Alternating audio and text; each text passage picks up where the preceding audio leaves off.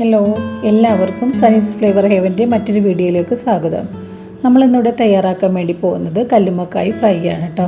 അതിനു വേണ്ടി ഞാൻ കുറച്ച് കല്ലുമ്മക്കായ് എടുത്ത് ക്ലീൻ ചെയ്ത് വെച്ചിട്ടുണ്ട്.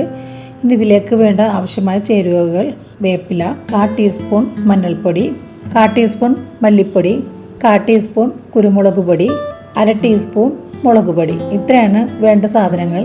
പിന്നെ ഇതിൻ്റെ കൂടെ 1 ടീസ്പൂൺ വിനാഗിരി കൂടി ചേർക്കുന്നുണ്ട് കേട്ടോ. ആവശ്യത്തിന് ഉപ്പ് കൂടി ഇട്ട് കൊടുത്ത ശേഷം ഇഞ്ചി വെളുത്തുള്ളി പേസ്റ്റ് ഇട്ട് കൊടുക്കാം. ചേരുവകളെല്ലാം നന്നായിട്ട് പിടിക്കുന്നതുവരെ മിക്സ് ചെയ്ത് വെക്കണം. അതിനുശേഷം ഈ കൂട്ടിലേക്ക് ക്ലീൻ ചെയ്ത് വെച്ചിരിക്കുന്ന കല്ലുമ്മക്കായ കൂടി ഇട്ട് കൊടുക്കാം. ഞാൻ ഇതിലേക്ക് കുറച്ച് വെളിച്ചെണ്ണ ഒഴിച്ചിട്ടുണ്ട് കേട്ടോ. അത് ഞാൻ പറയാൻ മറന്നുപോയതാണ്. വെളിച്ചെണ്ണയും കൂടി വേണം കേട്ടോ. മസാല കല്ലുമ്മക്കായയിൽ പിടിക്കുന്നത് വരെ നന്നായിട്ടൊന്ന് മിക്സ് ചെയ്ത് കൊടുക്കണം കേട്ടോ.